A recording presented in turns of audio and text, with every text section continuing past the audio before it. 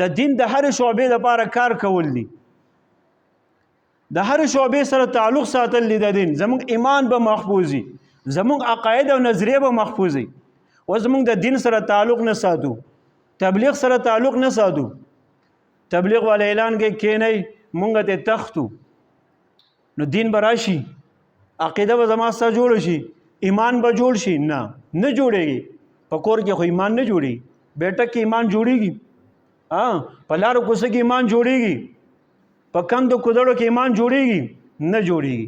نو ایمان د تبلیغ والا آواز سره جوړېږي.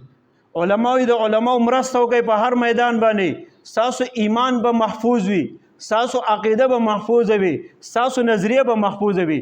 صرف د علماء په سب کې ودرېږئ، علماء سات ورګئ. مونږ هغسې علماء سات ورګو، علماء سره تعلق نشته، علماء سره کېناستو باندې شرمېږو، علماء سره چې کوم دی خبره منو نه، علماء سره ودرېږو نه، علماء نصرت نه کو. ایمان عقیده به راځي؟ ځکه ایمان عقیده د کوم ځای نه راځي؟ مونږ ته او علماء مونږ ته ښیي د دې امت.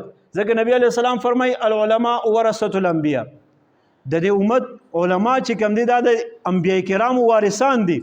نو انبیاء کرامو خو دنیا نه ده پرېښي، مال دولت خو نه دی پرېښی. زموږ سره خو نشته علماو سره چې مال دولت تقسیم کړي، نه، وارثان د دین دي، د علومو دي، د عقایدو د نظریاتو دي. که چېرې خپل عقیده او نظریه محفوظ کول غواړې نو راشه عالم سره کښېنه، د هغه نه خپله عقیده او نظریه واخله. الحمدلله په هر میدان کې علما لګیا دي، کار کوي.